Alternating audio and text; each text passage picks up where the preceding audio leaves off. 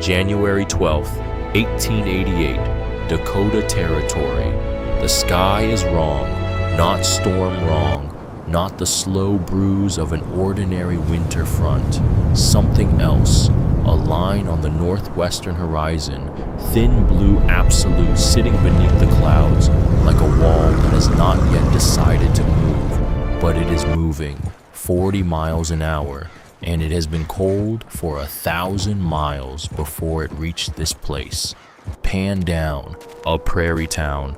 Wooden buildings along a single dirt street, smoke rising straight from every chimney into air that feels impossibly, treacherously like spring.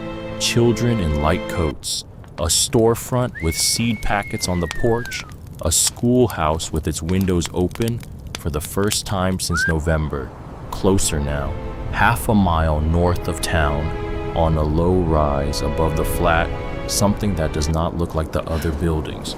Walls 3 feet thick, 2 stone chimneys, a structure built the way cliffs are built, not quickly, not optimistically, but with the patience of something that intends to outlast whatever comes for it.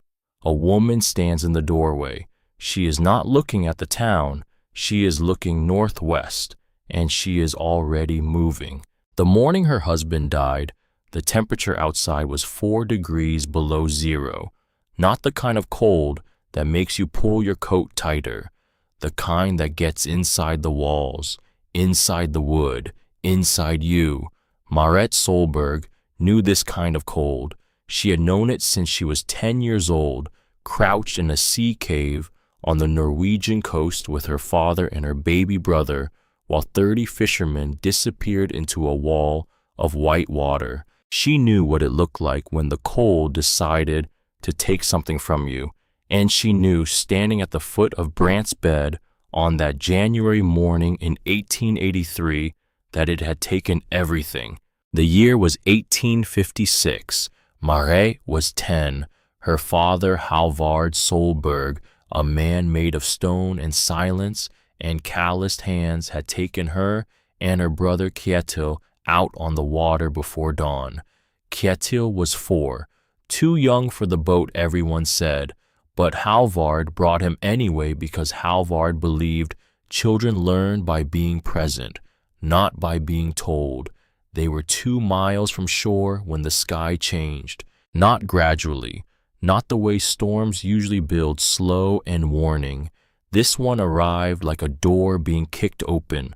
One moment gray like calm water, the smell of salt and fish and cold. The next a wall, an actual wall of darkness moving across the water from the northwest, eating the horizon as it came. Halvard didn't shout, didn't panic. He looked at the wall for exactly 3 seconds. Then he grabbed both oars and rowed for the cliff face to their east. "Papa," Marit started. "Row." She rowed. They made the cave with 4 minutes to spare, a narrow crack in the cliff face barely wide enough for the boat smelling of seaweed and old ice. Halvard dragged them inside. The storm hit before they'd pulled the boat fully clear. Marit remembered the sound, the way it wasn't wind exactly, more like the world tearing, like something very large was very angry and had decided to demonstrate it against the coastline. Kjetil was crying, not loudly, the small, confused kind of crying that 4-year-olds do when they don't understand what's happening but can feel that the adults are frightened. Halvard was not frightened, or if he was, it didn't show. He did something then that Marit never forgot. He took off his outer coat, the heavy oilskin one, and he pressed it against the cave wall, not to wear, to feel. He pressed his palm flat against the stone and held it there. "Feel that," he said. Marit pressed her own hand against the rock. It was cold, but not the same cold as the air, deeper somehow, steadier. "The stone has been cold for 1,000 years, Halvard said. It knows how to be cold without spending itself on it. It keeps what warmth it finds. You put enough stone between you and the wind, the wind can scream all it wants. They spent 11 hours in that cave. 30 fishermen died that afternoon, men with more experience than Halvard, bigger boats, better equipment. They died because they were in the open when the wall arrived, and the open is a place that will kill you if you give it the chance. Halvard didn't talk much on the row home, but at some point in the gray light after the storm, he looked at Mare and said one more thing. Stone doesn't know you're cold. You have to teach it to keep your warmth.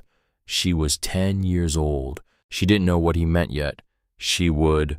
Dakota Territory, 1882, spring, green and impossible and nothing like Norway.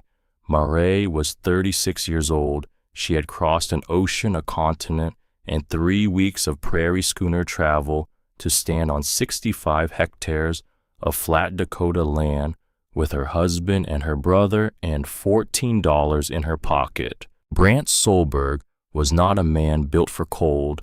This was something Maret knew and had always known, and had chosen not to think about too carefully. He was warm in temperament, warm in manner, warm in the way he moved through rooms and toward people. He was from the southern coast of Norway, where the water was almost temperate and winters were manageable things. He had come to Dakota because Maret's father had described the prairie with a particular kind of reverence, the flatness of it, the bigness of it, the way the land just went and went and went until it became sky. And Brant had believed that reverence was reason enough. Kjetil, 30 years old that spring, barrel-chested and precise, believed nothing except what he could put his hands on. He came because Mare asked him to, because Maret was the one person on earth whose judgment he trusted without question. They filed their claim, paid the $14, looked at their 65 hectares of black Dakota soil, at the low rise in the center of their land, at the treeless horizon going in every direction like an argument that never ended. Well, Brant said, he had his hands on his hips and his hat pushed back, and that particular expression he wore when he was trying to find the positive angle of a thing. It's flat. Yes, Morris said, very flat. Yes, lot of sky. Brant, I'm observing. Observe faster. We need to decide where the house goes before it gets dark. She put the house on the low rise because her father had told her once that water runs downhill and warmth rises, and a house on a rise sheds the first and keeps the second, because the low rise would act as a windbreak from the northwest where the worst weather came from, because she had been thinking about this house since she was 10 years old in a sea cave, and she knew exactly where it needed to be. What she built that first season was not the house she had in mind. Not yet. What they built, Maret and Brant and Kjetil, in the weeks before the cold came, was what everyone built. A claim shanty, board walls, tar paper roof, a single window facing south, a stove that worked adequately when adequately stoked. Maret looked at the finished shanty and said nothing. Brant thought she was satisfied. She was not satisfied. She was calculating. The first winter was hard, not the hardest Dakota winter on record, not even close. But for 3 people from Norway who had never experienced a Great Plains cold snap, it was instructive. The wind came out of the northwest on a Tuesday in December, and it had no mercy in it. By Wednesday, the temperature inside the shanty had dropped to the point where water froze in the bucket 6 feet from the stove. By Thursday, Mare was burning wood faster than she'd planned, which meant the woodpile she thought was generous was going to run short before February. Brant kept the spirits up. He told stories, he sang, he was genuinely, consistently, almost irritatingly cheerful about the whole enterprise of being cold in the middle of nowhere, and Mare loved him for it, even as she lay awake, doing math in her head. Board thickness 3 inches. R value essentially nothing. Wind at 30 miles an hour through gaps she couldn't fully seal. Heat loss rate faster than this stove can compensate. Solution? She didn't have one yet, but she was thinking. Spring again. 1882 becoming 1883. The thaw came in late March, and with it the particular relief that only people who've survived a hard winter understand, the relief of seeing mud, of smelling actual soil instead of ice, of watching the horizon lighten into colors that aren't gray. Brant was laughing more, moving easier. He'd lost weight through the winter. They all had, but his color was coming back, and he had plans, big plans. Fields to break wheat, to plant fences, to run along the eastern boundary of their claim. Mare had plans too. She walked the low rise every morning that spring. Not farming plans, building plans. She paced the length. She wanted the width marked corners with stakes. She thought about her father's cave, about the temperature differential between the stone and the air, about what it would mean to have walls so thick that the wind had to give up before it reached the inside. "You're pacing again," Brant said one evening. "I'm measuring. It looks like pacing. Everything that isn't sitting down looks like pacing to you." He came and stood beside her on the rise, looked out at the prairie going gold in the evening light, put his arm around her shoulders. "What are you building?" he said. "Something that will still be standing in 60 years. He laughed. She didn't. He should have noticed. January came back, the way January always came back in Dakota, without apology. It came on a Tuesday, the way bad things often do. The morning was ordinary cold gray, the smell of snow in the air. Brant had been coughing for 3 days. Not worrying cough, the kind of cough that men dismiss and women clock and file away under things to watch. By Thursday, it was a fever. By Saturday, the fever had a name, pneumonia, not a doctor's name.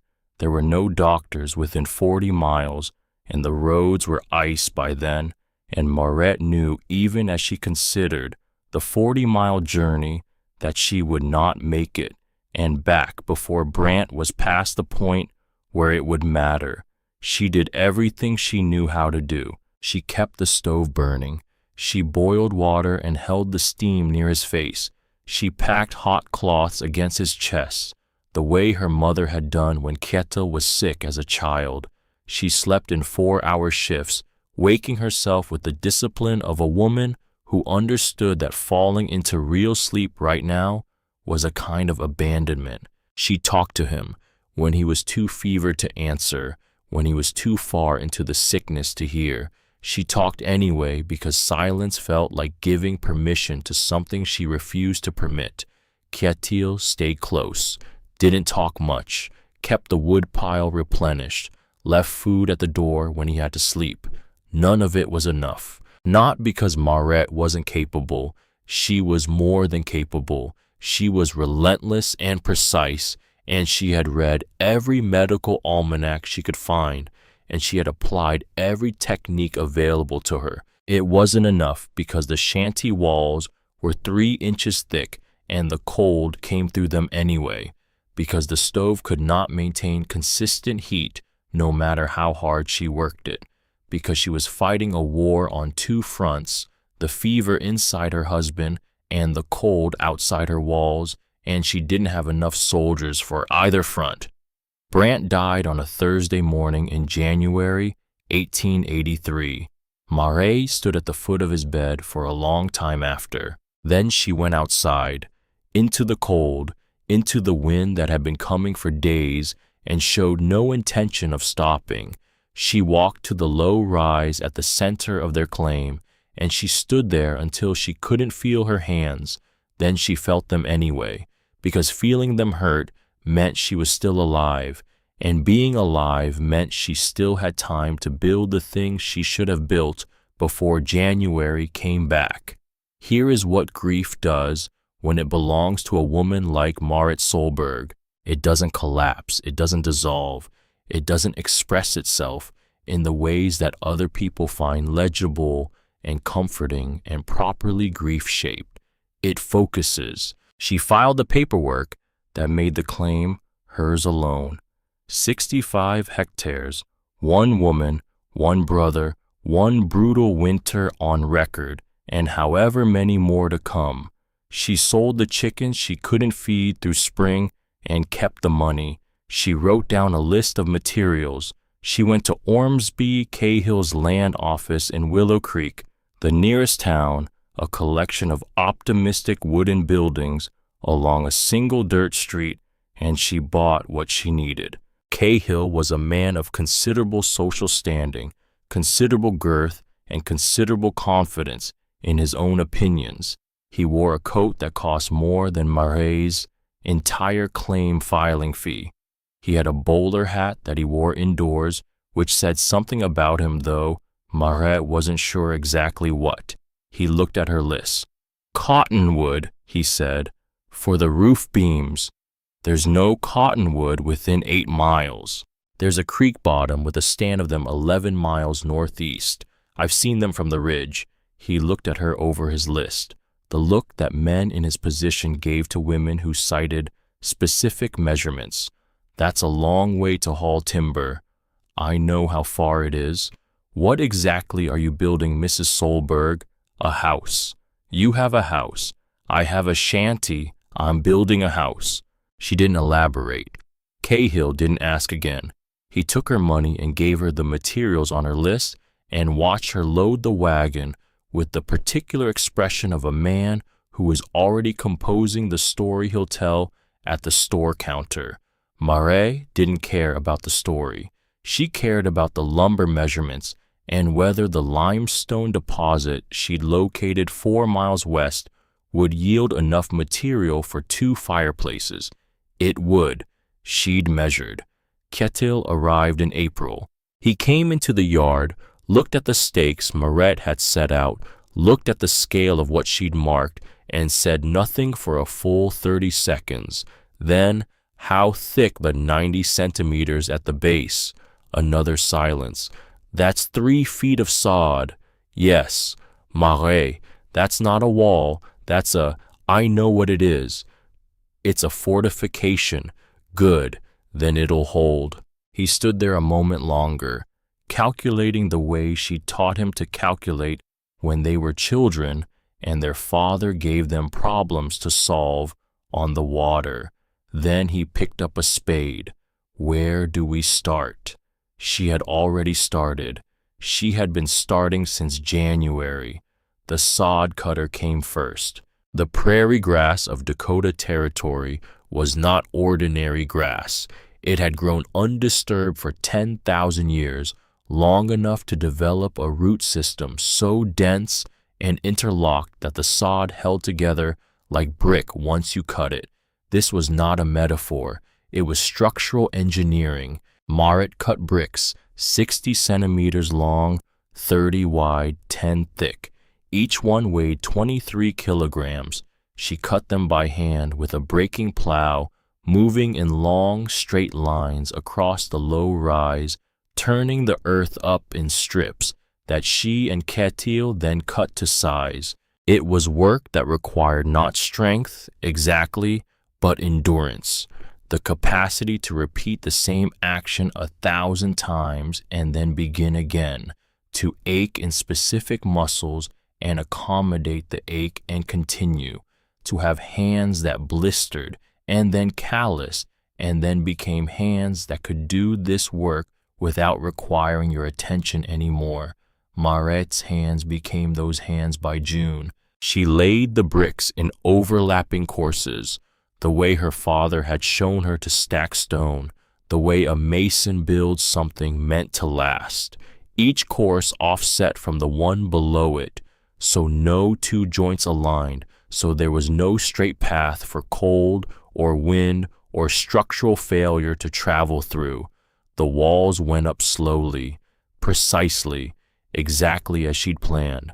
Chettle hauled the cottonwood logs from the creek bottom, 11 miles there, 11 miles back, the wagon groaning under the weight. He did this 4 times before Mare had enough timber for the roof structure.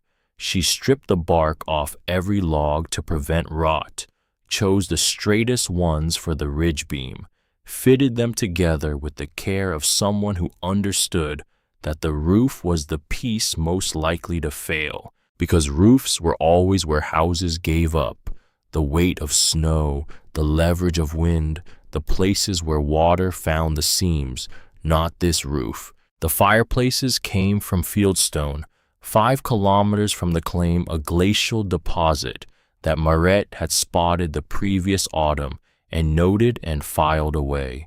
She burned her own limestone for mortar collected from the open range, burned in a pit she dug herself, slaked with water, until it became the thick white paste that her father had used to set stones in Norway. Kjetil thought she was being excessive. 2 fireplaces, he said one evening in July, 1 at each end. A single good stove fails if there's a problem with the fuel supply, or the flue, or if the temperature drops faster than expected. She didn't look up from the mortar she was mixing.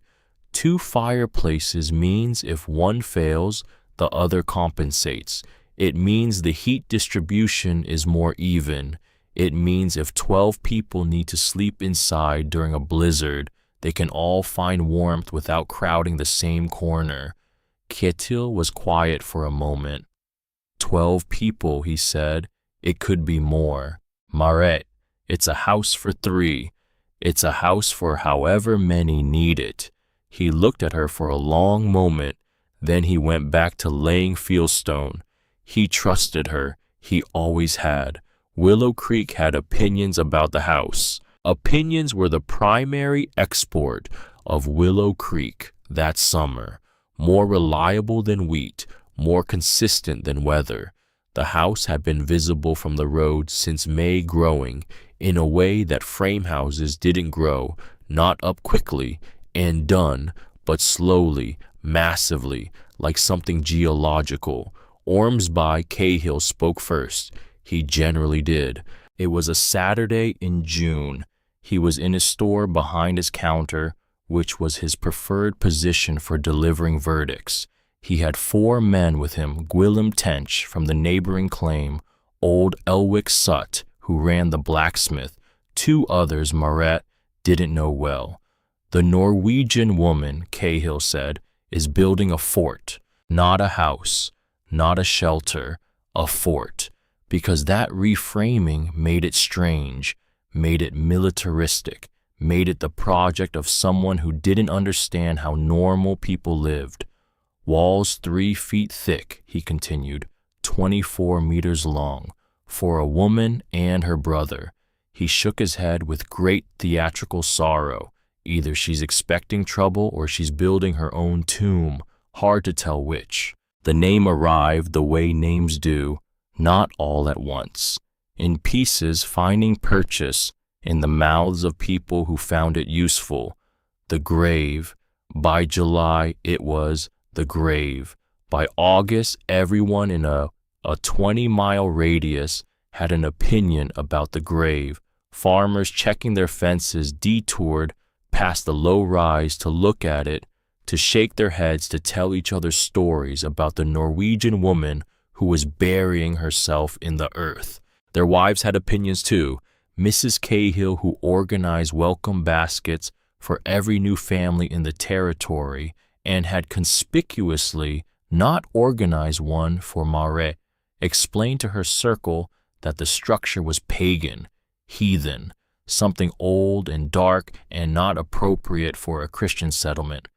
It looks like something the old Vikings built, she said on more than one occasion, before they knew better. Marit heard all of this. She went to town for supplies on the first Saturday of every month, and Willow Creek was not large enough for words to travel without eventually reaching the person they were about.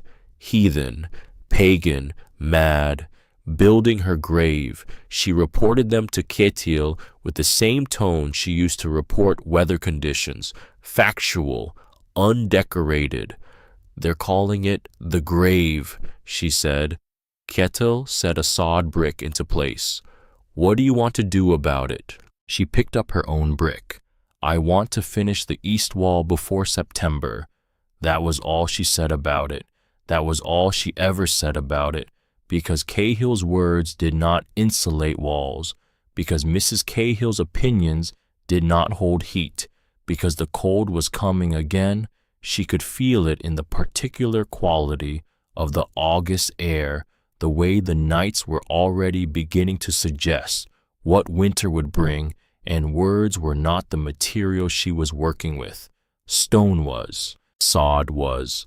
The slow accumulation of mass between her and the thing that had taken Brant. October came. October always came. Kjetil had been coughing for a week, the same dismissible cough that Brant had started with, the cough that Marit had learned to clock and file and monitor with a steadiness that did not show on her face. She told herself it was different season, different illness maybe, different man. Kjetil was younger than Brant had been, stronger, had the constitution of someone built for outdoor work. She told herself these things. She was wrong. By October 15th, the cough had a fever attached to it. By October 20th, the fever had a name.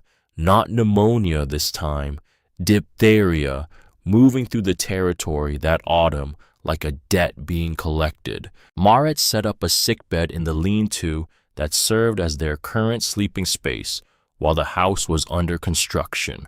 The house 3/4 finished, the roof beams in place, the first fireplace complete sat 50 meters away. Its walls were 90 centimeters thick, and its temperature inside was more stable than anything within miles. But the lean-to was where they were living, and the lean-to was board walls and tar paper and gaps that the October wind was already finding with enthusiasm. She thought about moving him into the house. The house wasn't finished, no floor, no second fireplace, one end still open to the elements, but the walls were up. The first fireplace drew. It was warmer than the lean-to. She tried to move him on the third day. Kjetil refused. "I'm not dying in your project," he said. "You're not dying anywhere," she said. "I'm not moving into an unfinished building and getting mud in my lungs on top of everything else. The mud is dried. It's Marit."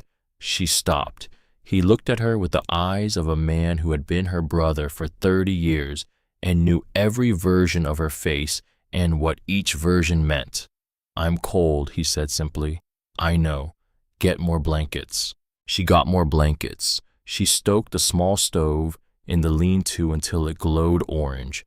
She sat next to him through the nights, and she did everything she had done for Brant, and she watched it not be enough in the same way it had not been enough for Brant, and she understood with a terrible clarity that she was watching the same thing happen twice. Kjetil Solberg died on October 28, 1883. He was 31 years old. He died in a lean-to with board walls, 50 meters from the house that would have saved him. That night, Marit did not sleep. She sat outside, in the cold that had killed both of them.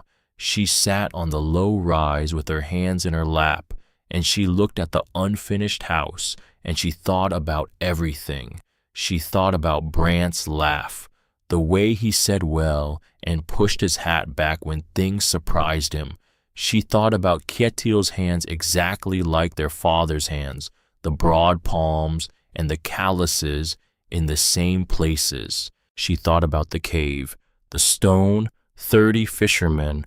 She sat there until the sky began to suggest morning without committing to it. That gray pre-light that wasn't dawn yet, but knew dawn was coming.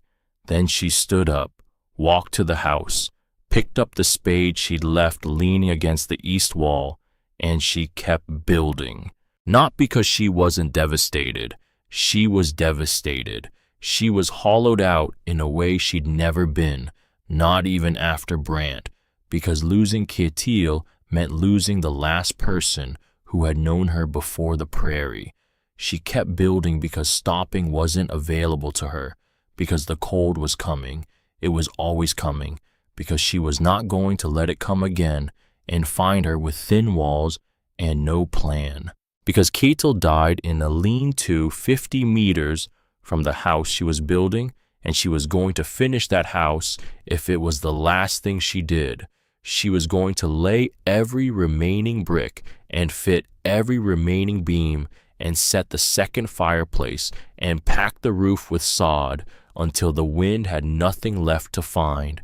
She was going to finish it for him, and then she was going to stand inside it and let the cold come and let it find nothing. She worked alone through November, through December, through the winter of 1883 to 1884, which was brutal in the way Dakota winters were brutal.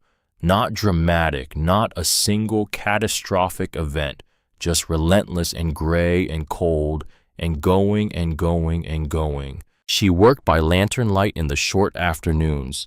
She woke before dawn and worked until she couldn't see. She ate what was in the root cellar, potatoes, turnips, the dried fish she'd put up in summer, the salt pork that was lasting longer than she'd expected. The house grew around her. The second fireplace went up in November. The floor packed hard by December.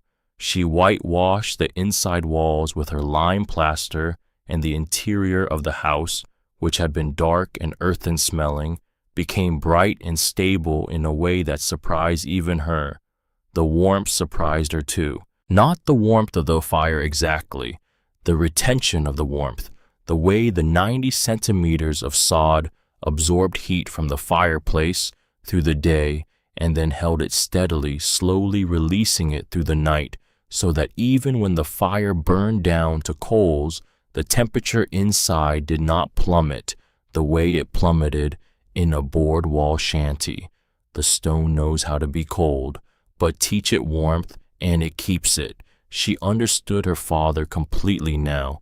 She understood him in her body, in the specific warmth of the air around her, in the way she slept that winter, for the first time in 2 years, without waking up cold.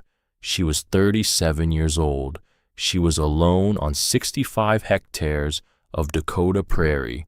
She had buried her husband and her brother in the same calendar year. She was warm. The house was finished in September 1884. Not just finished, done.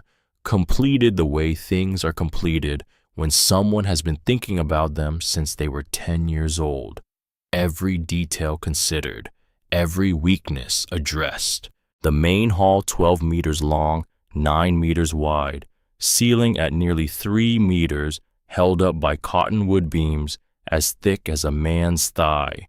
2 stone fireplaces, one at each end that drew clean and held heat and could burn wood or dried grass and maintain the interior temperature even when the outside world was doing its worst. The root cellar deep enough to stay above, freezing year-round, stocked with enough food to sustain a family for months without a supply run. The walls 90 centimeters of packed sod, interior plastered, white exterior sodded roof, sloped and drained. The whole building breathed with the seasons, warm in winter, cool in summer, steady always. She had spent $97 total, filing fee tools materials she couldn't make or scavenge. $97 and 2 years of her life. Ormsby Cahill heard the house was finished and organized a viewing party. This was presented as neighborly interests.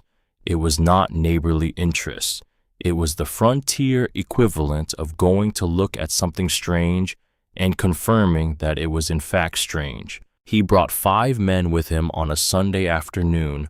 They stood in front of the house and walked its perimeter and said things to each other with the careful neutrality of people who had committed to a position and were now confronted with evidence that the position might require revision. Moret stood in the doorway and watched them. Cahill looked at the walls, at the thickness, at the two chimneys rising from either end of the roof. "Well," he said finally, the same word Brant had used the first time he saw the prairie, but different. Brant's well had been open, searching for the right angle. Cahill's well was closing off, sealing something in. "It's a lot of wall," he said. "Yes," Moret said, "for a woman living alone. The walls don't know how many people live here. They only know how to stand." Cahill looked at her for a moment. Then he looked at his companions. Then he looked back at the house. "The grave," he said, almost to himself, and almost there was something in his voice that wasn't mockery, something that was working very hard to stay mockery and not quite get there. Then he put his hat back on and walked back toward the road, and his companions followed, and Moret watched them go. She went back inside. She put more wood on the fire, and she waited for winter to come and prove something. The winter of 1886 to 1887 had a name before it was over. The Great Die-Up. Not a poetic name, not the kind of name people chose deliberately, the kind of name that emerged from the specific horror of what happened. Millions of cattle frozen solid across the northern plains, found in the spring, standing upright in drifts still on their feet, preserved in positions of walking that they would never complete. Ranchers who had built empires on open range grazing lost everything in a single season. Families who had been optimistic in October were burning their furniture in January. And Willow Creek, which had watched Moret Solberg build her absurd thick-walled fortress and laughed about it for 4 years, watched the temperature drop to 40 below and stayed very, very quiet because the grave did not move. That was the thing about it. Everything else moved. Windows cracked, doors buckled inward from wind pressure. The Tench family burned their fence posts in the first week of January. Old Elwick Sut the blacksmith woke up on a February morning to find his shop roof had partially collapsed under the weight of ice, and he spent 3 days in his neighbor's lean-to while his neighbor's lean-to lost its east wall. The grave stood there on its low rise like it had an opinion about all of this, and the opinion was obviously 12 people lived inside it that winter. Maret, young Ragna, her husband Brant's cousin's daughter, 19 years old, who had arrived from Minnesota the previous spring with a single bag and the information that her family had run out of room and could Maret use a pair of hands. 2 neighboring families who'd arrived at the door in the 3rd week of December with red faces and the particular expression of people who had something to ask and were not accustomed to asking. Maret opened the door before they could knock. "Come in," she said. That was all. No, I told you so. No conditions. No lengthy acknowledgement of the situation. Just the door open, the warmth spilling out into the 30 below air like a statement of fact. 12 people, 2 fireplaces, 1 root cellar full of food, 3 months of the worst winter in Dakota history. Nobody froze, nobody starved, nobody burned their furniture. When spring came, Maret watched from the doorway as her neighbors walked back to their homes and assessed the damage. She watched Ormsby Cahill, who had spent 6 weeks sleeping on her floor, walk back to Willow Creek and open his store. She watched him order new lumber, same width, same thin planks, same tar paper roof, same 3-inch walls that had failed him in December and would fail him again the next time January decided to make a point. She stood in her doorway until he disappeared down the road. Then she went inside, added 2 more logs to the north fireplace, reinforced the roof beam that had been making a sound she didn't like, expanded the root cellar by 4 feet in the eastern direction. She didn't say a word to anyone about what she'd observed. She didn't need to. She just kept preparing for the winter that would finally make Willow Creek understand what she already knew. 1887 came and went. Planting, growing, harvesting, the rhythms of a prairie year that Marette had learned to read the way her father had taught her to read water, not just the surface but the current beneath, the temperature patterns, the way certain cloud formations in October meant one thing and the same formations in November meant something completely different. Ragna learned to read them too. She was quick, this girl, precise in the way Kjetil had been precise, not emotional about problems, just methodical.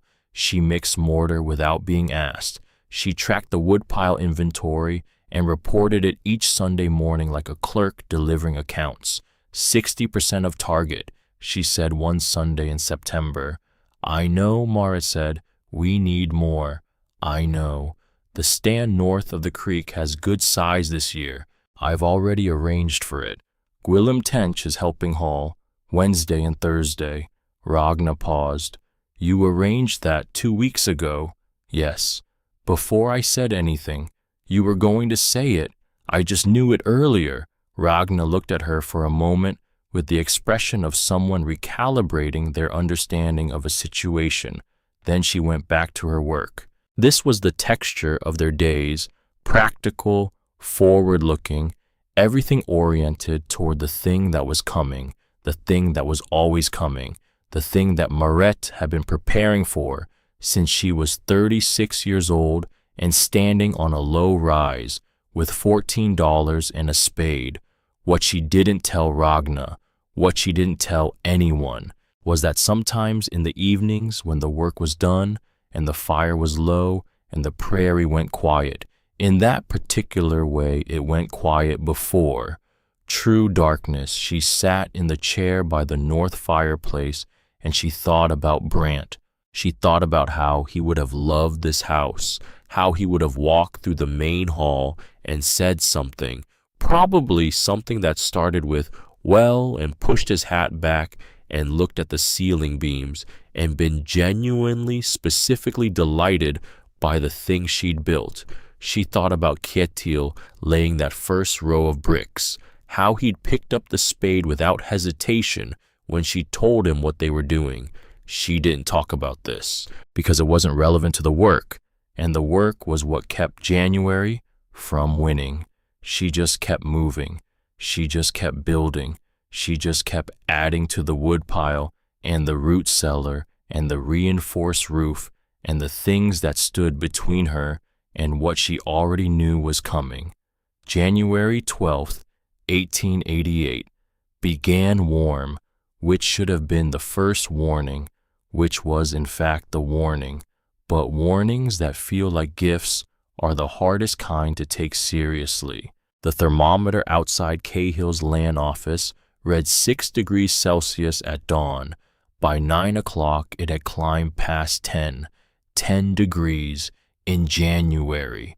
The prairie remembers what 10 degrees in January feels like. It feels like a pardon, like something relenting, like winter reaching the bottom of its cruelty and deciding just for one morning to let up. Children who had been trapped inside for weeks went to school in light coats. Some went without coats at all. Sylvain Pruitt, 24 years old, the school teacher who had survived her first Dakota winter with remarkable composure and was now in her second, opened the schoolhouse windows for the first time since November, let the warm January air move through the room, watched her 26 students unfold like people released from something. She planned a light lesson, some reading, some arithmetic, something that matched the mood of a morning that felt against all odds like spring. Pemba Tench walked to the well without her coat. That was how warm it was. She left her coat on the peg by the door, stepped outside, and felt the January air on her arms, and thought maybe it's turning.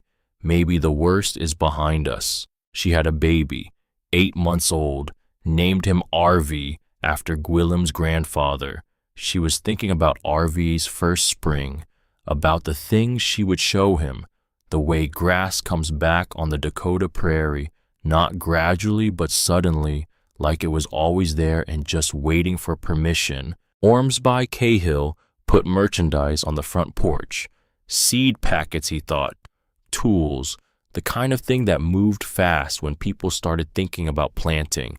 He was in a good mood, Cahill. The winter had been difficult but manageable. His store had held. His reputation was intact. He was wearing his good coat and his good hat and the comfortable certainty of a man whose world had confirmed his choices. Hezekiah Vane's wife ironed the white shirt for their youngest boy, Geordie, 7 years old Geordie, a serious small person with his father's eyes and his mother's stubborn chin. He went to school that morning in the white shirt because it was warm enough for a white shirt, because the morning felt like a celebration of something. And Maret Solberg. Maret woke up at 5 in the morning as she always did, dressed, put water on, went outside. She stood on the low rise and looked at the thermometer she'd installed on the north-facing wall of the house north-facing, because that gave the most accurate reading, not influenced by the sun's warmth. 6 degrees.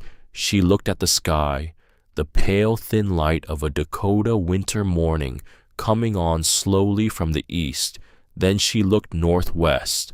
There, thin, not a cloud. She knew what clouds looked like, and this was not a cloud. A line, a different quality of darkness at the horizon, sitting below the sky like a shelf, barely visible, the kind of thing you'd miss if you weren't looking for it, the kind of thing you'd dismiss if you'd never seen it before. She had seen it before.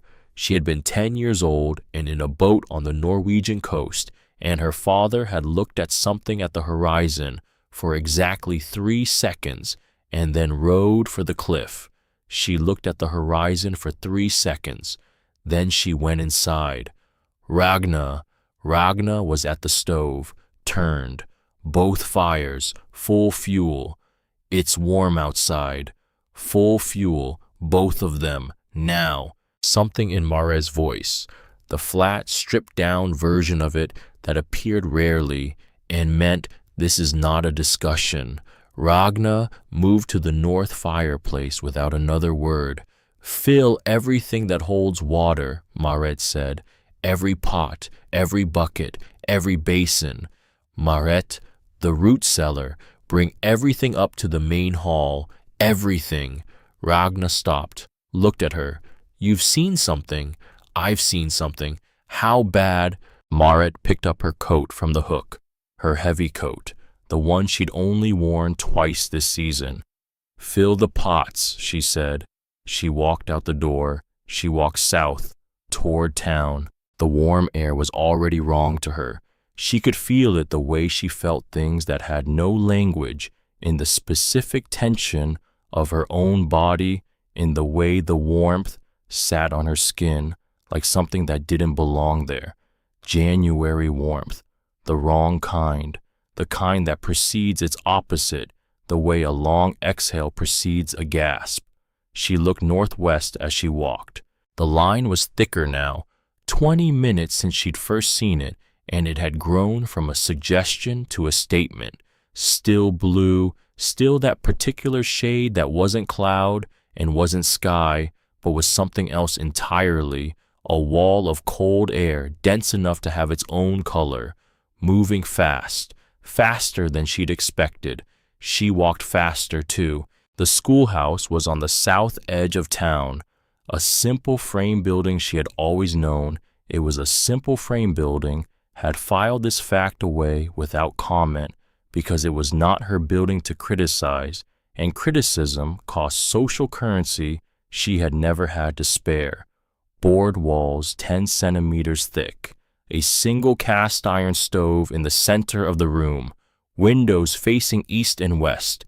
In a proper spring, it was a perfectly adequate schoolhouse. In what was coming, it was a box made of paper. She pushed open the door. 26 children looked up at her. Sylvain Pruitt looked up from the chalkboard, chalk still in hand, with the expression of someone encountering an unexpected variable in a controlled situation. "Miss Solberg, you need to bring them," Marit said. "Now. I beg your pardon.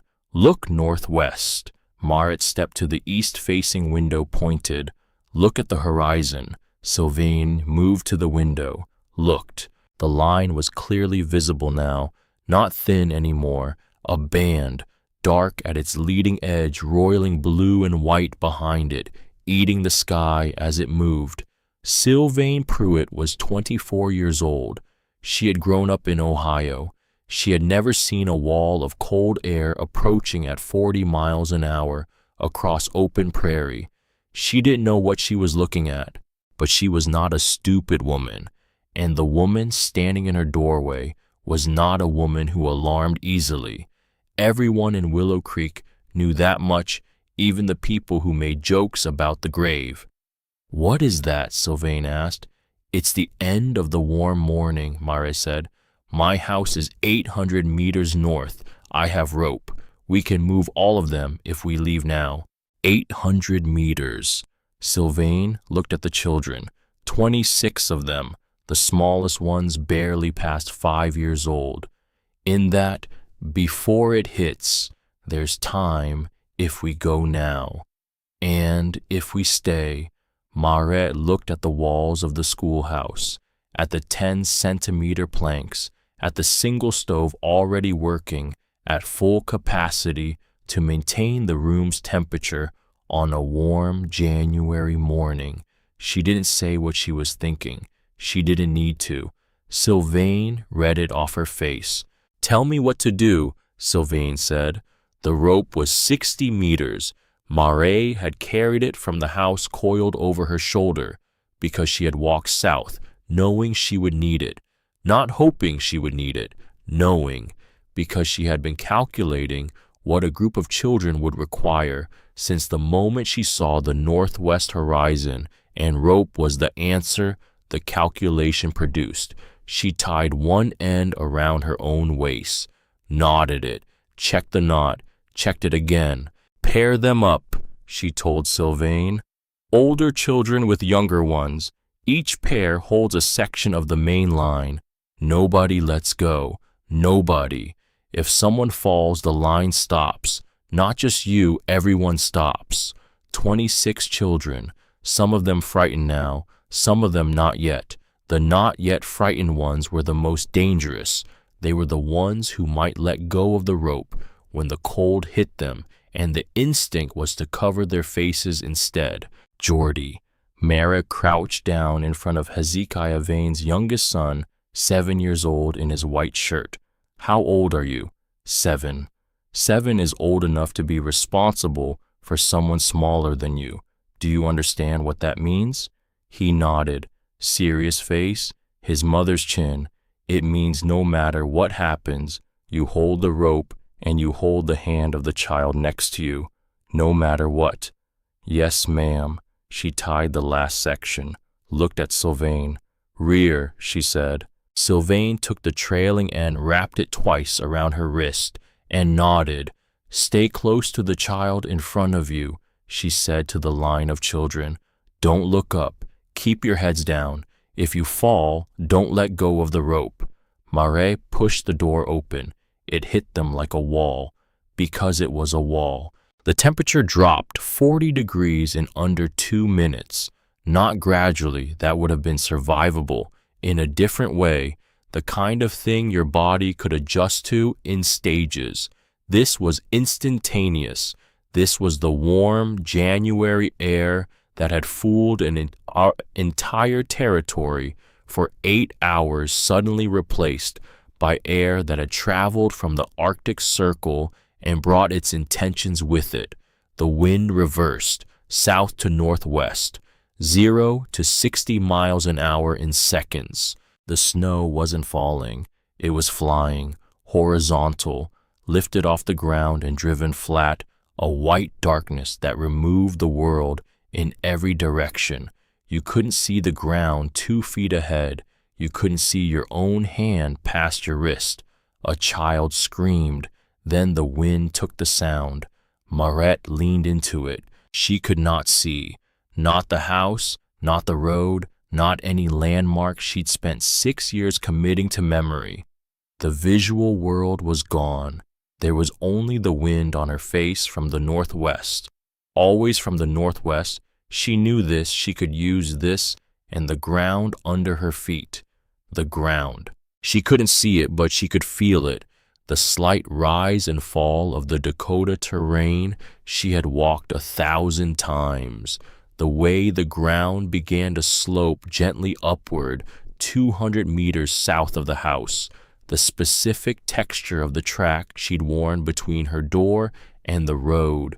She walked by feel, by the map she carried in her body. Left foot, right foot, head down, forward. The rope jerked twice, children stumbling behind her. Both times the line stopped. Both times she felt the tug resolve the line go taut. Again the signal that everyone was back on their feet. 30 minutes in. 30 minutes of that cold and that wind and that white dark, and she could feel her face going numb from the ears forward. The kind of numb that isn't cold anymore, that has gone past cold into something quieter and more dangerous. She kept walking, and then the rope went slack. Not a stumble, not a jerk and recover. Slack, dead weight. She stopped, turned, felt back along the rope with both hands because she couldn't see. 1 child, 2 children, 3, and then on the 4th section down, she found the break in the line. Not a break. Jordy Vane, 7 years old, on the ground, not fallen collapse. His legs had simply stopped working the way young children's legs do when the cold takes everything the body has allocated for non-essential functions and reallocates it to survival of the core. He was still holding the rope, both hands, even collapsed, even unable to stand. He was holding the rope. Mare did not hesitate. She handed the lead rope to the oldest boy, 13 big for his age, named for his grandfather. She put his hands on it and made sure his grip was solid. Then she walked back along the line to Jordy, picked him up. He weighed not much, the weight of a 7-year-old in winter clothes, which sounds like nothing until you've been walking into a 60-mile-an-hour Arctic wind for 30 minutes and your arms are already using everything they have. She put him over her left shoulder, reached out with her right hand, found the rope again, followed it back to the front, took the lead from the oldest boy, and kept walking. They reached the house at 10 minutes past 3 o'clock. The door opened. Ragna, who had been watching the window for the last 40 minutes and had both fireplaces burning at capacity and every pot full of water on the boil. She didn't say anything. She just grabbed the nearest child and pulled them inside. The warmth came out of the house like something physical, like a force meeting the storm and holding its line. Jordy Vane on Marette's shoulder made a sound she had never heard a child make. Not crying, not relief, exactly the sound of a body registering that it was going to survive when it had stopped being sure. She set him down inside. He stood up, steady enough. His color was wrong, gray-white at the cheeks, but his eyes were open and his grip was loosening from the rope that he had not released, even unconscious. Sylvain Pruitt came through the door last. Ice in her hair, ice on her eyelashes. She stood in the doorway of the main hall and counted 1, 2, 3, all the way to 26. 26. She closed her eyes. They're all here, she said. To no one, to everyone. Marit was already cutting rope from wrists that had gone blue at the circulation points, already handing blankets to Ragna, who was moving through the children with the efficiency of someone who had been briefed on a plan and was executing it without additional instruction. The children sat on the floor of the main hall in clusters wrapped in everything the house contained. The fireplaces burned, the 90-centimeter walls did what they had been built to do, which was hold the warmth in and the world out, regardless of what the world was currently doing. Mare sat down on the floor, just for a moment. Her hands were shaking. She noticed this the way she noticed technical problems, with a kind of interested detachment, as if the shaking were happening to someone else, and she was taking notes. Probably a blood sugar issue, adrenaline leaving the system, common. She sat there for exactly 8 minutes. Then she stood up, because the schoolhouse was 800 meters south, and the children were here. But Willow Creek was between them, and the people of Willow Creek were in their frame houses and their thin-walled stores and their optimistic wooden buildings that had been adequate in moderate cold and were going to be catastrophic in this. She picked up the rope. Ragna looked at her. "I'll be back," Mare said. Ragna said nothing. She had learned by now what it meant when Marit's voice had that particular quality. The thing was already decided. Argument was not the relevant response. Mare walked back out into the storm. The second trip. No children this time. She moved faster, or tried to. The wind had not diminished. If anything, it had intensified, found its full force and committed to it. The kind of wind that stops being a weather event and becomes a geological one. She found the Tench family first. Gwilym and Pemba, an 8-month-old RV, who was not crying because he was too cold to cry and too well bundled to be in immediate danger, but was getting to the edge of where well bundled starts, losing the argument. Pemba had RV inside her coat, her arms around him, standing in the kitchen of their frame house, while the north wall made sounds that frame walls make before they fail. "How far?" Gwilym said. 800 meters. I have rope." They came. Third trip, the Sorensen family, 4 children, the oldest 12, found them huddled together near the center of their house, which had already lost 1 window. The youngest child was crying in a way that had gone thin and tired, which was worse than loud crying, because loud crying meant there was still energy for it. Fourth trip.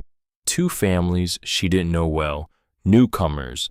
Their house was on the east edge of Willow Creek, and when she reached it, the east-facing wall was gone, entirely. The wind had taken it sometime in the last hour, and they'd been standing in the open on what used to be the inside of their home.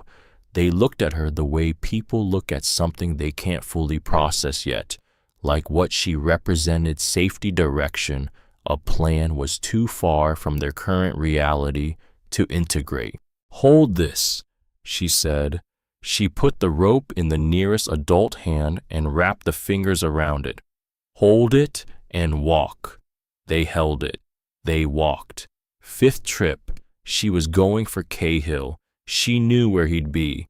Not because she knew Cahill especially well, because she knew what kind of man he was, and men of that particular kind, when their world is collapsing, go to the thing that represents them most completely and defend it past reason.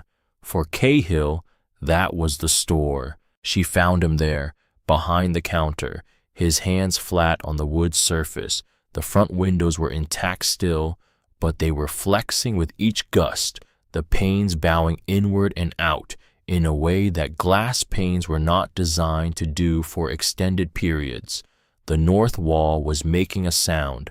It was the sound Maret had been listening for since she'd first seen the horizon, the sound of a structure that has been asked to do something it was not built to do and is beginning to acknowledge it. A low, irregular percussion, nails pulling, wood bending past its tolerance. Cahill was looking at that wall when she came in, not at her, at the wall.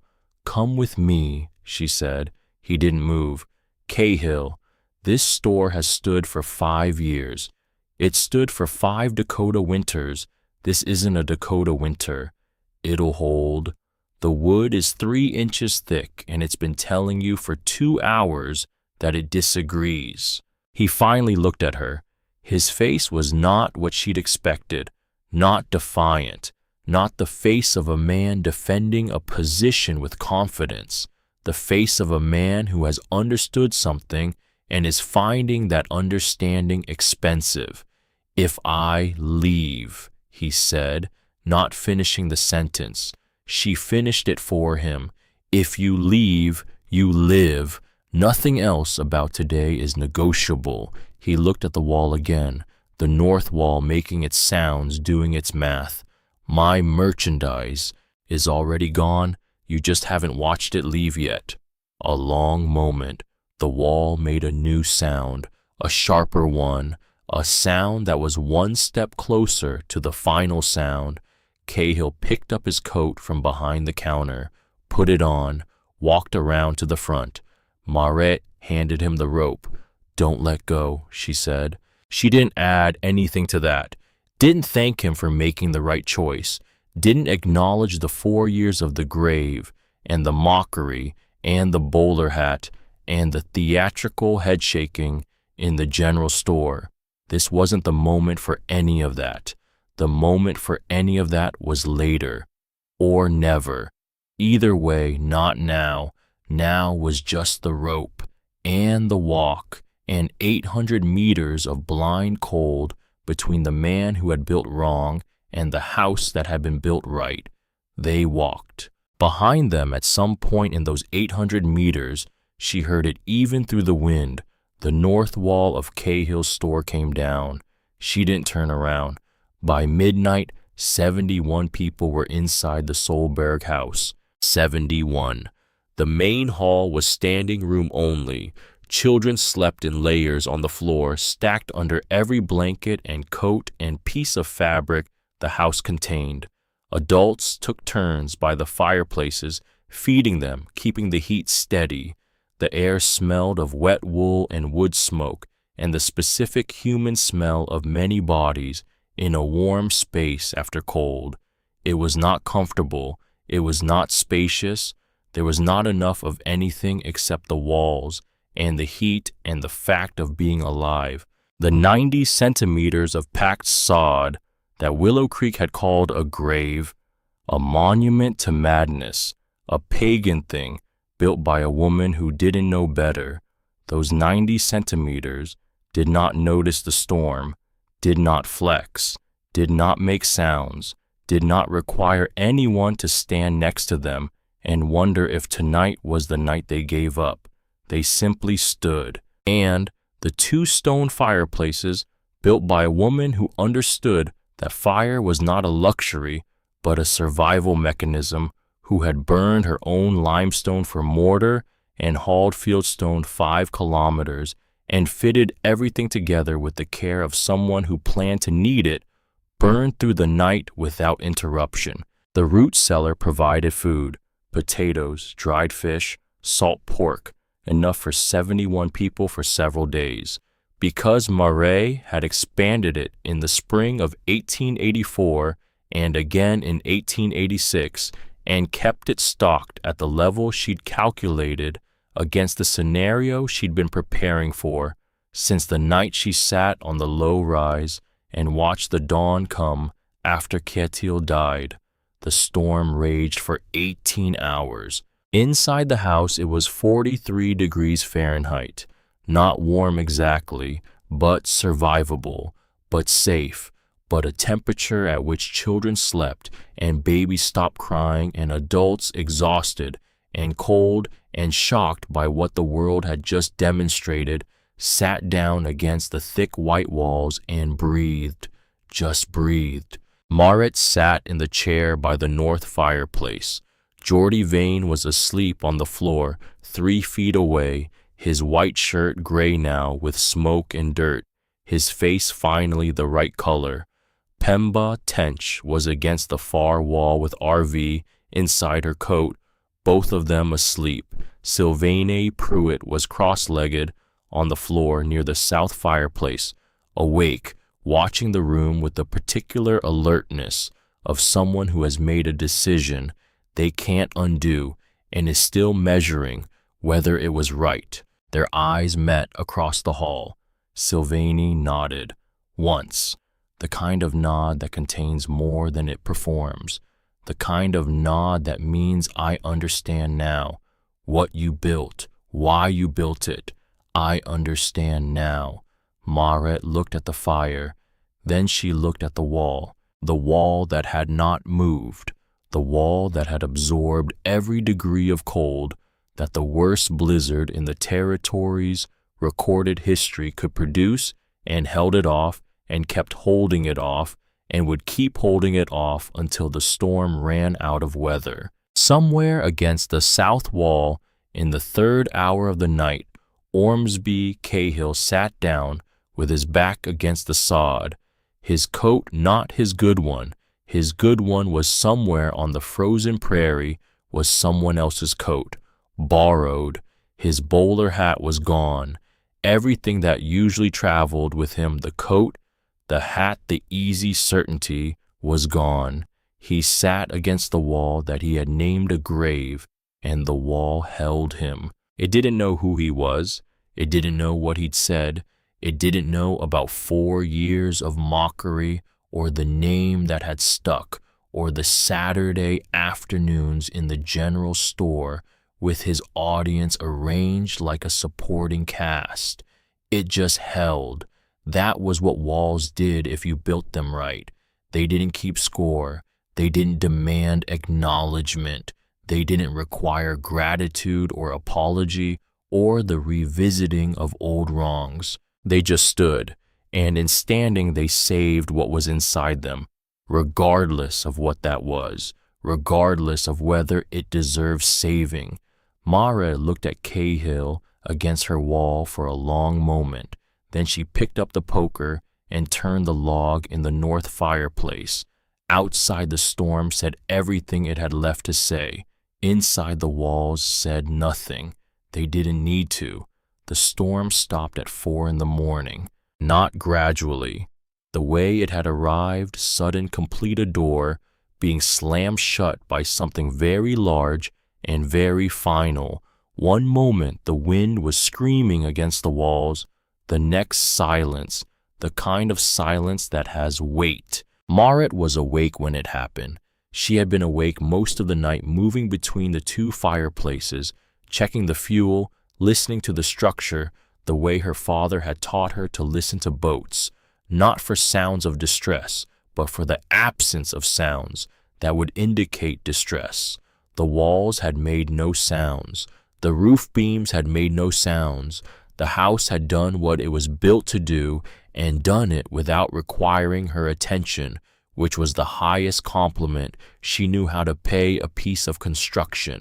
When the wind stopped, she stood still for a moment, counted 71 people breathing in the main hall, the shallow breath of children deep in sleep, the heavier breath of adults who had finally let themselves rest after hours of sustained terror. Somewhere near the south wall, someone was snoring with tremendous confidence, which struck her as almost funny. Almost. She went to the door, put her hand on the latch. Ragna appeared beside her, silently, with the particular awareness of someone who had been sleeping lightly and waiting for exactly this. Wait until light, Ragna said. I know. The cold will be. I know what the cold will be. She left her hand on the latch, didn't open it yet, just stood there in the dark, with the silence on the other side of the door and 71 people breathing behind her. She thought about Brant, the way she always thought about Brant when something had just been survived. Not with grief, exactly, The grief had become something else over 5 years, something quieter and more integrated, like a note that was always playing underneath the music, but wasn't the song itself. She thought about what he would have said, looking at this room, looking at these people, 71, on the floor of the thing he'd watched her plan and never seen finished. Well, he would have said, just that, and pushed his hat back. She almost smiled. Then she thought about Kjetil, and the almost smile did something more complicated. She waited for light. It came slow, the way January light came reluctantly, as if the sun had heard what the night had done and wasn't entirely sure it wanted to be associated with the aftermath. Maret opened the door. The cold hit her face like a flat hand, not the moving cold of the storm that had been wind and chaos and violence. This was still cold, static. The cold that remains after a storm has spent itself sitting in the air like a fact that isn't going anywhere. Exposed skin would freeze in under a minute. She felt it immediately, the particular sharpness at her cheekbones and the rim of her ears. She put her scarf up and stepped outside. The world was white, which was expected. What was not expected, or what she had not let herself fully anticipate, was the quality of the white. The storm had been too violent for drifting, too much wind for accumulation. The snow had been driven horizontal for 18 hours and deposited in strange geometric shapes wherever it had found shelter against walls, in ditches behind anything that stood.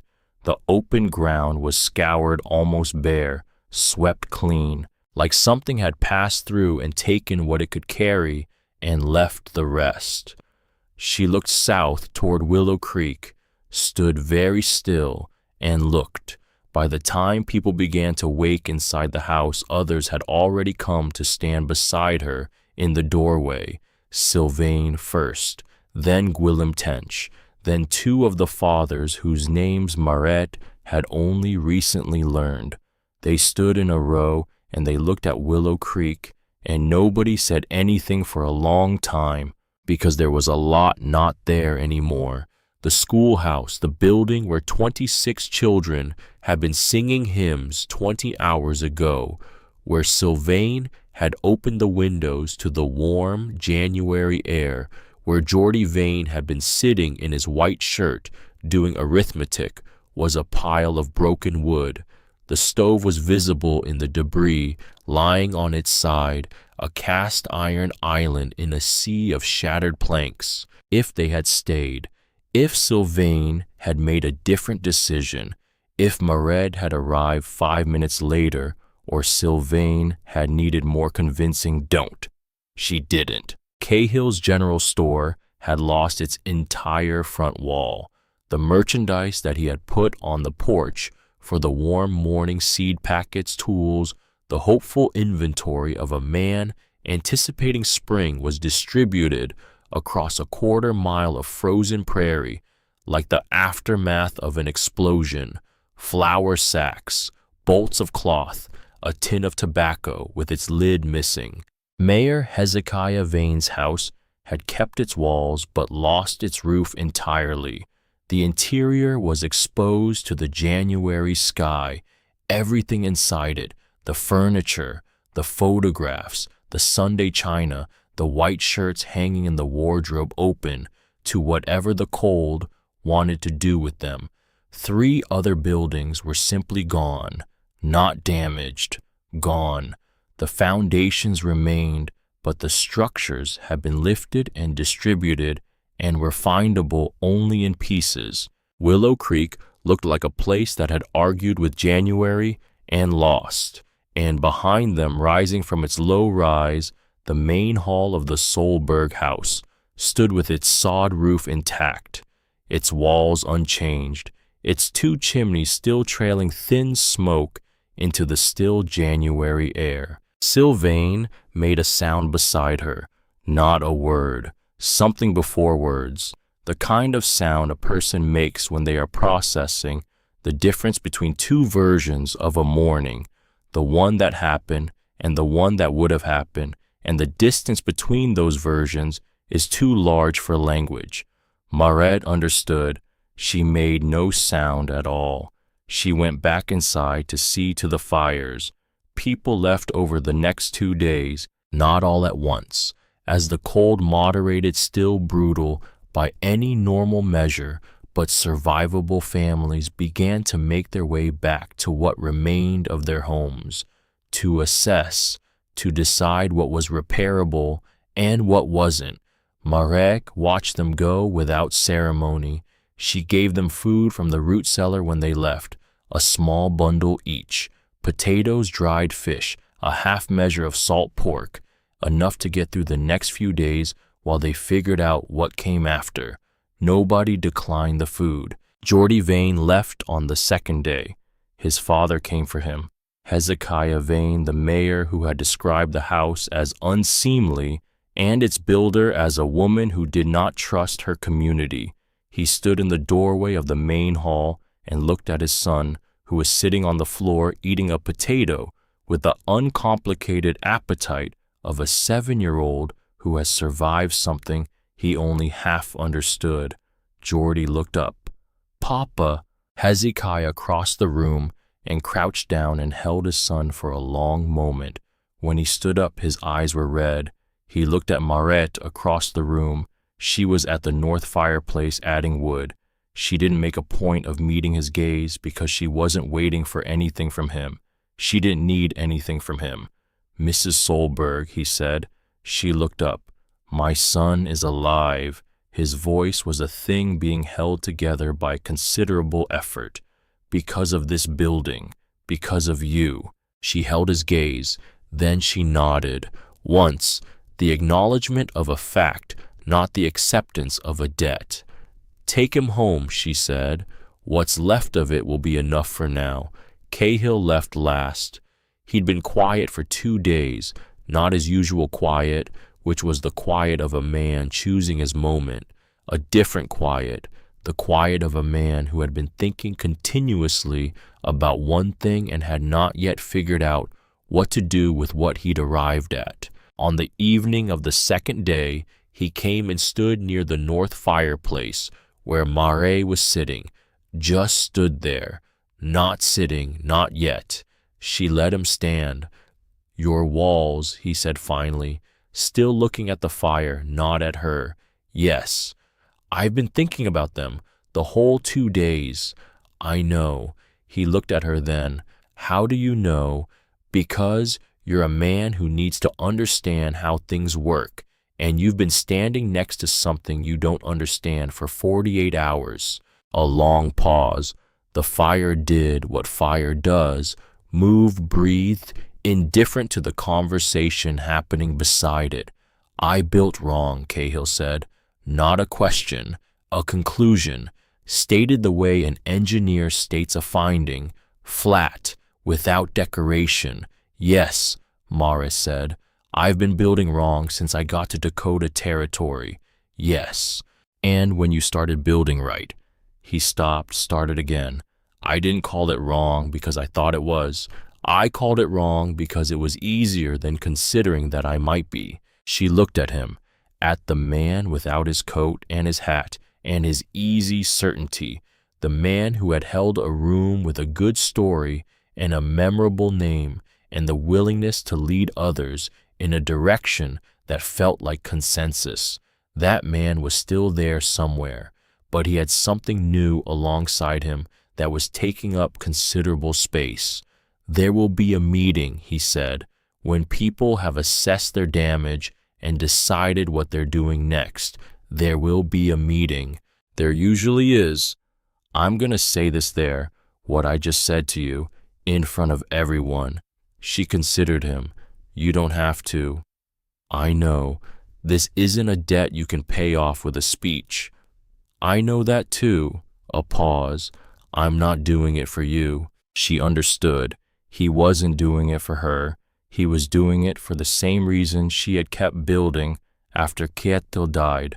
Not for any audience, not for any acknowledgement, but because the alternative was living inside a lie that the storm had already exposed, and a lie that's been exposed is worse than the truth it was hiding.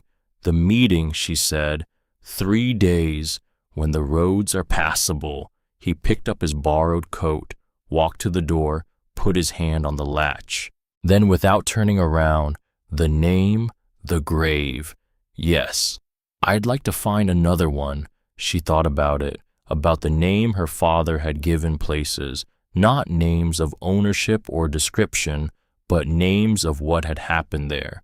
The cave where they had survived was called, in her family, simply the place that held. The house that held, she said. He was quiet for a moment. Then he opened the door and walked out into the January cold without looking back. The meeting was in the main hall because there was nowhere else in Willow Creek large enough and still standing. This fact was not lost on anyone. The practical reality of it, that the largest intact structure in the settlement was the one they had spent 4 years mocking, communicated something that no speech could have communicated more efficiently. 43 adults, seated on the floor on the root cellar hatch, on the workbench along the east wall, standing 3 deep near the door. The hall smelled of wood smoke and the specific human smell that accumulated when many people occupied a warm space in cold weather. Marit sat in the chair by the north fireplace, her chair, the one she'd made herself from cottonwood and leather the first winter after the house was finished. She had not organized this meeting, had not been asked to lead. It was not the person standing at the front of the room. That was Cahill. He stood in front of the assembled settlement of Willow Creek without his coat, without his hat. He was wearing clothes that fit him. He'd retrieved them from the wreckage of his store on the previous day, but the ease was different. The usual ease, the ease of a man inhabiting a role he'd practiced, was absent. What remained was something more fundamental. A man standing in a room with something to say. He said it. 4 years ago, he started. I stood in my store, and I gave this building a name. The room was very quiet, not the quiet of people being polite, the quiet of people who were paying full attention. I called it a grave. I made it a joke. I made her. He glanced at Marit briefly, then back at the room. I made her the punchline of a joke I told to this settlement for 4 years. And people laughed because I laughed first, and because I was the kind of man who made rooms feel a certain way when he found something funny. Nobody laughed now. I told myself I was protecting the community's standards. I told myself a reasonable man observing an unreasonable project had an obligation to say so. What I was actually doing, he stopped. His jaw moved in that way jaws move when a man is working on honesty, the way you work on a stuck door with steady pressure and the willingness to keep going even when it's slow. Was protecting myself from having to look at those walls and admit that I had never once in 5 years of building in Dakota Territory built anything with that kind of thought behind it, or that kind of permanence. He looked at the room. My children are alive. My wife is alive. I am alive in this building because of those walls and because of the woman who built them. I spent 4 years making her a figure of ridicule. She spent 4 years building the only thing in this settlement that could keep us alive when the real winter came. He let that sit. I have no words for that. I don't think words work for that. I can only tell you what I'm going to do now and trust that doing is closer to sufficient than saying. He sat down. Hezekiah Vane spoke next. His voice shook. He made no apology for it shaking. He talked about Jordy, about the boy he had sent to school in a white shirt on a warm January morning, who had walked 800 meters through a killing storm because a woman with a rope had arrived at the right moment. He talked about standing in the doorway of his roofless house and understanding what it meant that it was roofless, what it meant that his family had not been inside it when the roof came off. He said, "I called this house unseemly. I said it suggested a woman who didn't trust her community. I was wrong about what it suggested. It suggested a woman who understood something that the rest of us didn't want to understand." He sat down. Sylvain stood. She was 24 years old, this teacher, and she had walked backward through a blizzard with a rope around her wrist and counted children by feel in white zero visibility. And she stood in front of the settlement of Willow Creek with the composure of someone who had already survived the thing that was going to define the rest of her life and had made her peace with being defined by it. "I had 26 children," she said, "in a building made of boards. When the storm hit, I had nothing to offer them but hymns and hope." She paused. Miss Solberg offered them something better. She offered them a way to walk toward walls that would hold. She sat down. The room looked at Marette. She sat in her chair by the north fireplace. She had been sitting in this chair for everything she'd heard. She had listened to Cahill say the things he said, and she had felt not triumph, not the satisfaction of a long account finally settled, something quieter, something closer to what she felt when a piece of construction finally proved itself, not excitement, but confirmation, the deep structural satisfaction of a thing working the way it was designed to work. She stood up slowly. She was not a woman who liked speeches. Her English still had Norway in it, had the particular rhythm of a person who had learned the language in her late 20s and made it her own through use rather than instruction. She picked her words like she picked materials for what they could bear, not for how they looked. "When I was building this house," she said, "there was a word I thought about, Norwegian word, dugnad." She let the sound of it settle, foreign and angular in the warm air of the main hall. It means work done together for the benefit of all, not paid work, not obligated work, the kind of work a community does because the community needs it. She looked around the room, at the faces she had known for 5 years, at a distance from the other side of a name they'd given her building. "I didn't build this house by dugnad. I built it alone after Brandt died, after Ketil died." She said the names without softening them. They were names. They deserved to be spoken in full. I built it for them in the end. I built it because I had already seen what happened when the walls were too thin and the cold found the way through. I built it so the cold would not find the way through again. She stopped, looked at the fire briefly, then back at the room. "But this house did not save 71 people because I built it. It saved 71 people because it was here and it was open and the people who needed it could reach it." She paused. "The walls do not know who mocked them and who didn't. They only know how to stand, and in standing, they held whoever came inside. That is enough." She sat down. The room was quiet for a long time. Then Gwilym Tench said, "What do we build next?" Not a question, a start. The rebuilding of Willow Creek took 2 years. What rose from the snow was different from what the storm had taken. Not because everyone built exactly as Marette had built. Not everyone had 2 years and a specific grief driving them past the point of reasonable effort, but because everyone who rebuilt did so with the memory of those walls in their hands. 17 new sod structures went up in the first year, not all as large as the main hall, not all with 90-centimeter walls, but thicker than board, heavier than hope, foundations dug properly below the frost line, root cellars in every one. The buildings that stayed wood got something added, sod packed against their north and west walls. The walls of the schoolhouse rebuilt the following spring, same location larger, were 45 centimeters thick. Cahill rebuilt his store. He did not rebuild it the way he had built it before. The walls were 45 centimeters. The foundation was below frost line.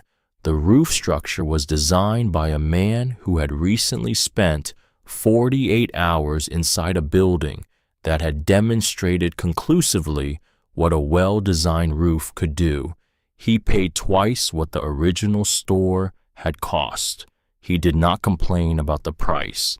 He also began selling rope, 30-meter coils, good rope, the kind that could bear a child's weight, the kind you could tie around a waist and trust. He kept them on a hook near the front door, not behind the counter, at the door. He never explained why. He didn't need to explain why. Everyone in Willow Creek knew why, and everyone who came in from outside and asked was told the story, and the story spread the way stories spread in places where everything is flat and the wind carries things a long way. Building like Solberg, that was the phrase. Not building like a Norwegian, not building like a woman, not any of the categories that had organized the mockery. Building like Solberg, because what she had built was not a Norwegian building or a woman's building or an eccentric's building. It was a building that had stood when everything else fell, and the only honest name for that was hers. Sylvain Pruitt taught at Willow Creek for 12 more years. She married a rancher in 1900. She moved to his property 40 miles west and built a house there. Thick walls, deep-root cellar rope strung between the house and the barn, and taught her children everything she knew about reading weather and building for the worst that weather could deliver. She kept a piece of rope in a glass case on the mantelpiece, 20 centimeters of the 60-meter coil from January 12, 1888. She had cut it herself the morning after the storm, before the rest was used for other things. On the day she died in 1941, her daughter found the glass case and the piece of rope and a small paper card inside that said in Sylvain's handwriting, "What she gave us was not a rope. It was the idea that there was somewhere to go." Her daughter kept the case, and her daughter after that. Marit Solberg lived in the house on the low rise for another 31 years. Ragna stayed. They became over those years something that had no precise name in English, not family exactly, though they were that. Not employer and employee, though it had started that way. Something more like two women who had survived the same things in different ways and had arrived at a mutual understanding that was past the need for formal description. They ran the claim together, expanded it, eventually bought adjacent land. As neighbors moved on, broke new fields, grew wheat that turned a reasonable profit in the years when the rains came and a survivable loss in the years when they didn't. They were never comfortable. Comfortable was not what the prairie offered, but they were not cold. They were never cold again. 2 weeks after the blizzard, when the last visitor had gone and the house was quiet again, for the first time since January 12th, Marit sat alone in the main hall. Just sat. No fire to tend, no woodpile to calculate, no rope to coil or root cellar to inventory. Ragna was outside. The prairie was still, the kind of still that comes after something very loud has finally stopped. Marit looked at her hands. The calluses where the sod bricks had worn into her palms, the old scars from the limestone mortar, the specific roughness along her right thumb from 6 years of rope work and spade handles, and the 10,000 small violences of building something from nothing in a place that didn't want to be built upon. She thought about her father's hands pressed flat against the cave wall, feeling what the stone already knew. For the first time since January 1883, since the morning Brant died, she sat in the warmth she had built and felt fully that it was hers. Not a project, not a plan, not a calculation against the thing that was coming, a home. She didn't cry. She wasn't built for crying, not in the way that requires an audience, but something released in her chest that had been held for a very long time, something that had been standing braced against impact since she was 36 years old and standing on a low rise with $14 and the absolute certainty that the world could take everything if you let it. She let it rest for a while. Then she stood up, put more wood on the fire, and started planning the spring planting. The house stood for 63 years. In 1947, the last of the family, Ragna's granddaughter, who had inherited the claim, sold the land to a family that wanted to build a modern farmhouse. The demolition crew came in September. They brought equipment appropriate for a sod structure of ordinary construction.